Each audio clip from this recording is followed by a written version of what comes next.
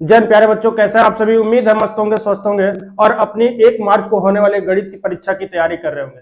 साथियों, आज हम आपके सामने एक मॉडल पेपर लेके आए हैं और उस मॉडल पेपर को बहुत ही अच्छे से हम लोग सॉल्व करेंगे और पूरे क्वेश्चन को समझेंगे, क्योंकि आप जब 1 मार्च को जब एग्जाम में बैठे तो उस समय प्रश्नों को करने में आपको दिक्कत ना हो। इसलिए हम इसी क्लास में संपूर्ण जानकारी दे रहे हैं कि किस टाइप का प्रश्न मिलता है, किस टाइप के उसके सॉल्यूशन होते हैं, सारा एकदम कंप्लीट इजी वे में। ठीक है, तो हम आपको दिखा रहे हैं मॉडल पेपर कैसा होता है, यानी समझ लीजिए पेपर यही है। ठीक है, यहाँ आपके सामने दिखा रहे हैं पेपर यही है सेम। ऐसे ही क्वेश्चन 20 बहुविकल्पी प्रश्न होंगे, उसके बाद जो भी प्रश्न दिया रहेगा उसका सॉल्यूशन देना होगा। ठीक है, तो चलिए हम एक एक करके सबका हल करते हैं। सारे प्रश्न क्या होंगे आपको ऊपर यहाँ दिखेंगे। ठीक है, सारे प्रश्न दिखेंगे, उसका सॉल्यूशन नीचे मिलेगा। ठीक है, तो क्लास को स्टार्ट करते हैं। जो लोग चैनल पे नए हैं भाई, चैनल को सब्सक्राइब कर लीजिएगा, वीडियो को लाइक करिएगा और वीडियो को उन बच्चे तक शेयर करिएगा जो बच्चे 1 मार्च को एग्जाम में बैठने वाले हैं। ठीक है, सेशन को स्टार्ट करते हैं और पहला क्वेश्चन देखते हैं। पहला क्वेश्चन यहाँ सामने दिख रहा होगा। कह रहा है कि किन्हीं 2 संख्याओं का एलसीएम 60 तथा एचसीएफ 3 है, एक संख्या 12 तो दूसरी संख्या होगी। ठीक है, सबसे पहले हम लोग लिखते हैं क्या कि एलसीएम कितना दिया है। एलसीएम भाई दिया है 60। ठीक है, और एचसीएफ दिया है क्या, एचसीएफ दिया है 3।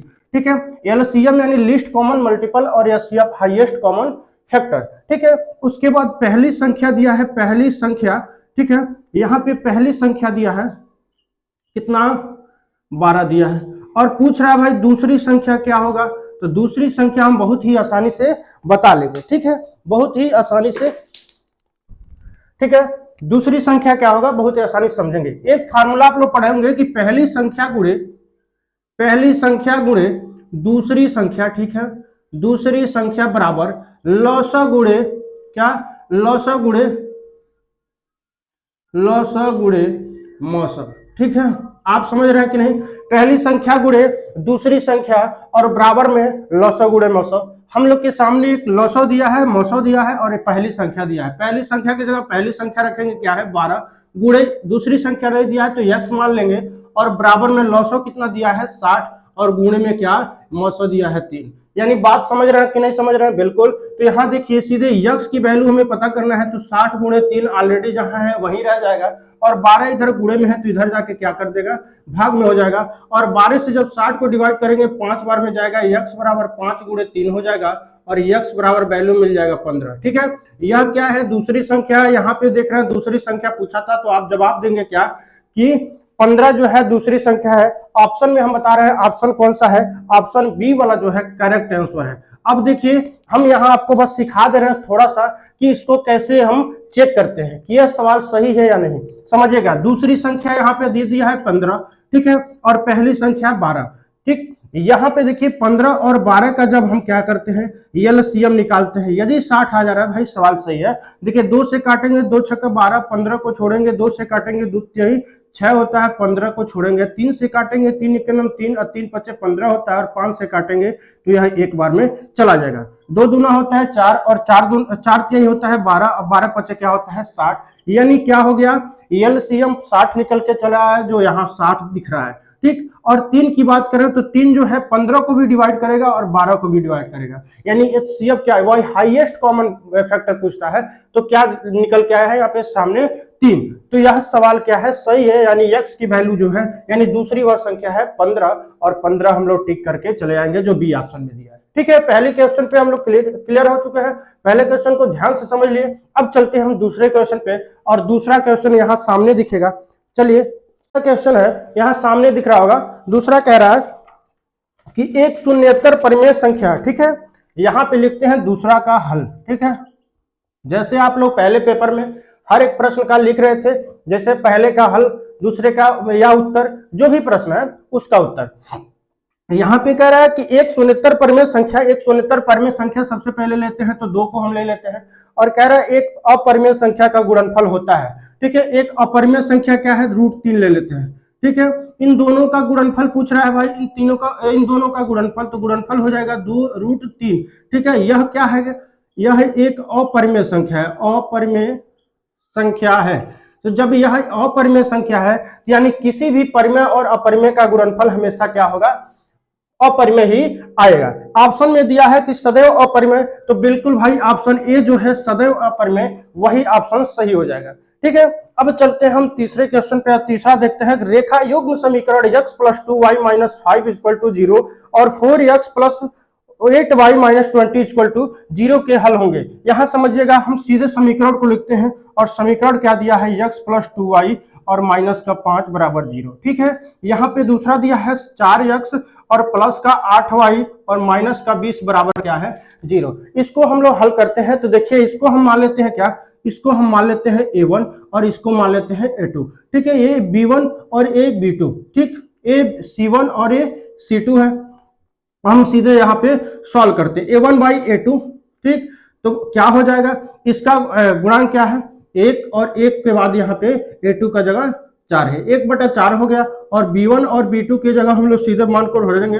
देखिए b1 का वैल्यू कितना है, b1 का गुणांक कितना है, 2 है और a b2 का 8 है, यानी इसको जब हल करेंगे तो 1/4 यह भी दे रहा है। ठीक, इसके बाद देखिए c1/c2 है, तो c1/c2 यानी क्या हो जाएगा, -5 है, यहाँ पे देखिए -5 और यह माइनस का 20 है, माइनस से माइनस कैंसिल हो जाएगा, 5 से 4 बार में क्या हो जाएगा, क्या 20 कैंसिल हो जाएगा, यानी 1/4। यहाँ पे देख रहे हैं क्या कि a1/a2 और यहाँ पे बराबर किसके है, b1/b2।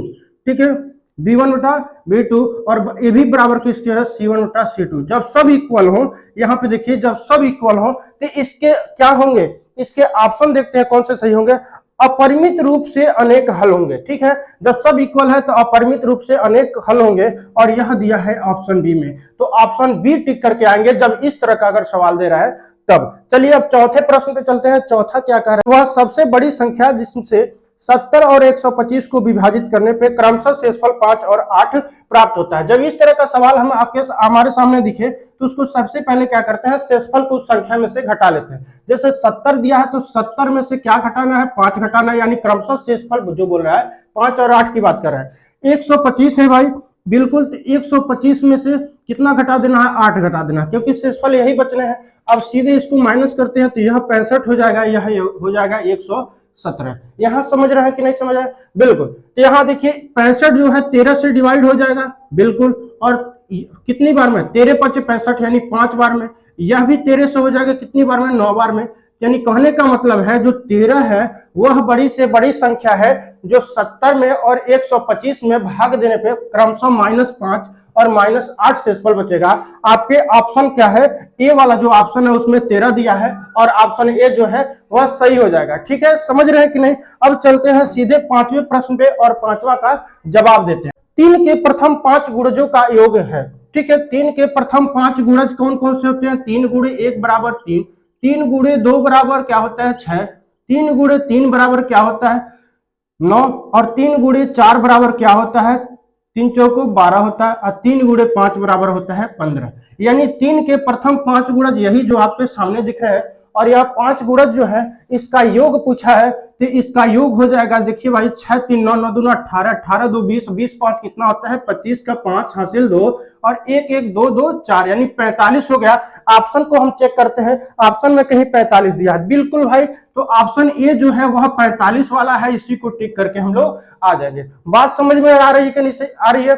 देखिए आप प्रश्न कर लेंगे मैं मानता हूं, लेकिन कितनी जल्दी कर लेंगे यह यहां से सीखना पड़ेगा कि कैसे है, कैसे करना है, तरीका यहां पे बताया जा रहा है। ठीक है, तो आप भाई जो बच्चे अभी तक मॉडल पेपर को नहीं सॉल्व किए हैं, एक क्लास उनके पास शेयर कर दीजिएगा, भाई इसको देख लो। वह 20 प्रश्न होंगे ऑब्जेक्टिव, 20 में से 18 19 की दावा हम करते हैं कि आपको पक्का है वह नंबर मिल जाने हैं इस क्लास को देखने के बाद। ठीक है, एकदम बिल्कुल छपने वाला प्रश्न हम आपको बता रहे हैं। देखिए वायरल पेपर है, बहुत ज्यादा, बहुत सारी वीडियो मिल जाएंगी जो मॉडल पेपर को सब में कुछ अलग तरीके से सिखाया गया होगा। ठीक है, चलिए छठवां देखते हैं। छठवां कह रहा है द्विघात समीकरण 2x² - 4x + 3, 2x² - 4x + 3 = 0 के बारे में निम्न कथनों पर विचार करिए। 2 3 4 कथन दिया है, उस पर हम लोग विचार करते हैं। सबसे पहले हम देखते हैं, हम लोग लिखेंगे कि a बराबर क्या दिया है, 2 दिया है, और यहाँ पे b बराबर क्या -4 दिया है, और c बराबर क्या दिया है, c बराबर 3 दिया है। यहाँ समझ रहे हैं कि नहीं समझ रहे हैं, बिल्कुल समझ रहे हैं। कि इसको हम लोग कैसे हल करेंगे समझ लेते हैं। देखिए यहाँ पे हम लोग विविक्ता का फार्मूला लगाते हैं, d = b² - 4ac। ठीक है, यहाँ पे समझ रहे हैं कि नहीं, तो यहाँ हो जाएगा b² मतलब -4 का स्क्वायर -4 का स्क्वायर, और 4 गुणे ए का वैल्यू कितना है 2 है और सी का वैल्यू कितना है 3 है, तो यहाँ पे हो जाएगा 4 का जब -4 का जब स्क्वायर करेंगे तो क्या हो जाएगा प्लस का 16 हो जाएगा, क्योंकि माइनस का जब स्क्वायर करेंगे तो माइनस माइनस क्या होता है प्लस बना देता है, और 4 चौक होता है 16, और -4 दूना होगा 8, 8 त्रिकी 24, यानी 16 में से 24 जाएगा तो -8। और यह देखिए अब हम सीधे चलते हैं ऑप्शन पे भाई, और ऑप्शन में कहा है दिए गए समीकरण के विविध कर शून्य से कम है। बिल्कुल यहाँ पे देखिए माइनस जो 8 है, एक संख्या रेखा पे जैसे हम लोग पढ़ते हैं ना, यहाँ पे सबसे बीच में 0 होता है, इसके दाएं तरफ क्या होता है 1 2 3 यानी सभी धनात्मक, और बाएं तरफ क्या होता है सभी ऋणात्मक। तो सभी ऋणात्मक ये 0 से छोटा है कि नहीं, बिल्कुल, तो 0 से कम है यानी -8 0 से कम है।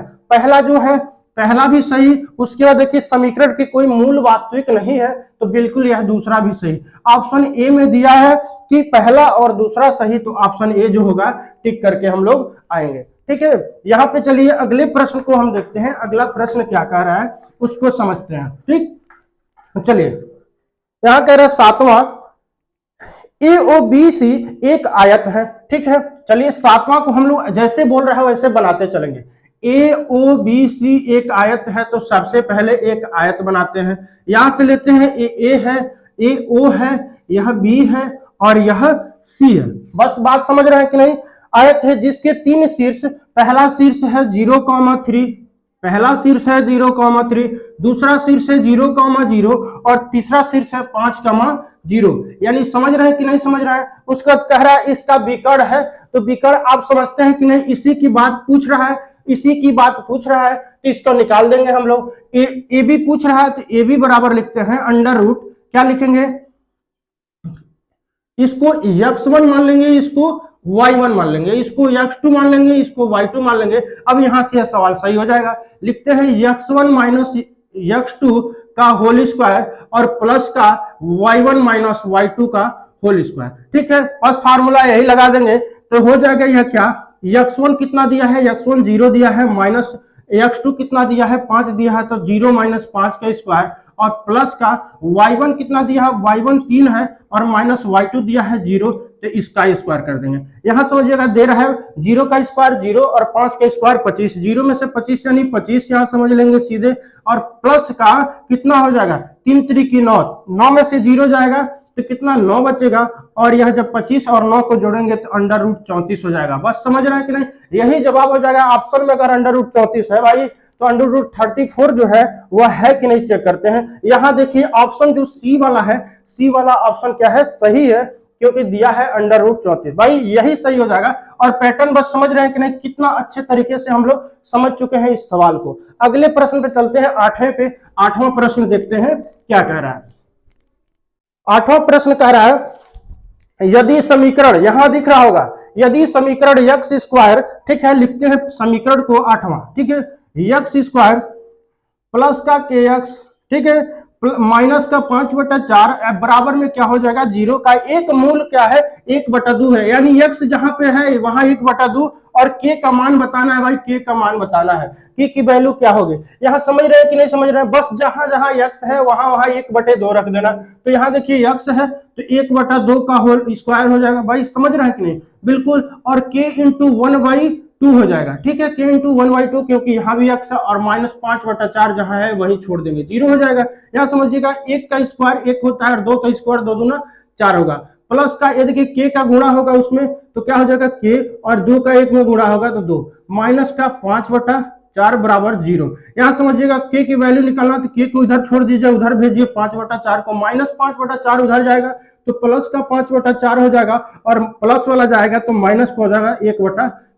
ठीक है, अब देखिए k/2 यहाँ लिखते हैं इक्वल टू, यहाँ जब हर बराबर है तो 4 एलसीएम ले लेंगे, और 5 में से 1 जाएगा, सीधा 5 में से 1 जाएगा, तो k/2 इक्वल टू 5 में से 1 जाएगा 4, 4/4 यानी कैंसिल हो जाएगा, 1 हो जाएगा।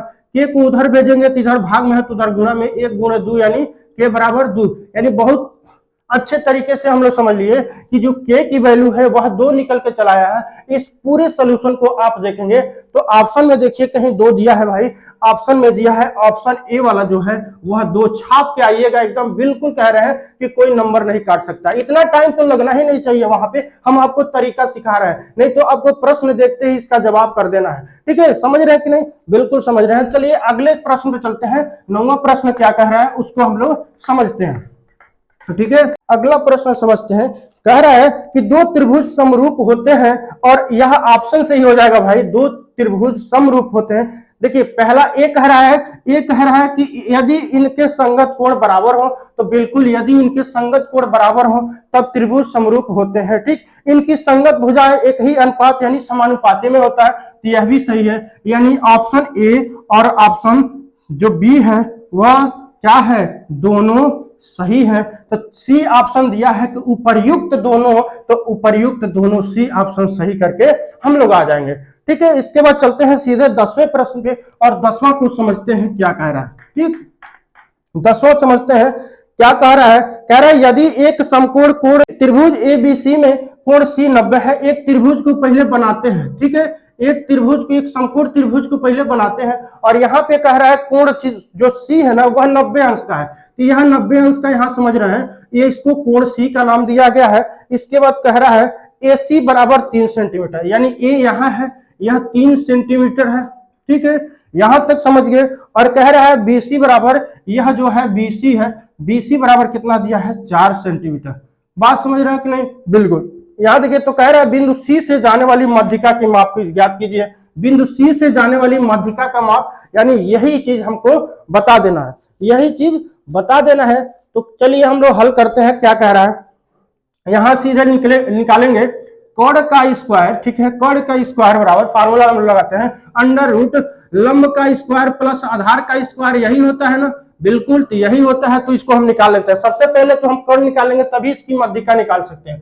क्या देखिए, तो यहाँ पे हो जाएगा लंब कितना है भाई, तो लंब है 3, और 3 का स्क्वायर अब प्लस आधार कितना है, 4, 4 का स्क्वायर, यह जगह 3 त्रिकी 9, ठीक है, और 4 चौको 16, 16 न होता है अंडर रूट 25, और जब इसका अंडर रूट निकालेंगे तो हो जाएगा 5, यानी 5 सेंटीमीटर। यहां से यहां तक क्या निकल गया, 5 सेंटीमीटर। इसकी माध्यिका की बात कर रहे हैं, यानी ए बी पूछ रहा है, तो ए बी बाई 2, ठीक है, ए बी बाई 2 पूछ रहा है, ए बी बाई 2, तो यानी ए बी की वैल्यू कितना निकला है, ए बी की वैल्यू 5 निकला है। भाग दे दो 2 से, तो क्या निकल जाएगा, 2.5 सेमी। यह हो जाएगा इसकी माध्यिका। चीजों को समझ रहे हैं कि नहीं? बिल्कुल, चीजों को बहुत अच्छे तरीके से समझ रहे हैं कि नहीं? तो हम लोग 10 प्रश्न बिल्कुल अच्छे तरीके से कंप्लीट कर लिए, और वीडियो बहुत लंबा हो जाएगा, इसलिए जो अगला 10 प्रश्न होगा अगले लेक्चर में हम लोग उस पर चर्चा करने वाले हैं। ठीक है, तो चलिए फिर मिलते हैं नेक्स्ट क्लास में, तब तक के लिए धन्यवाद।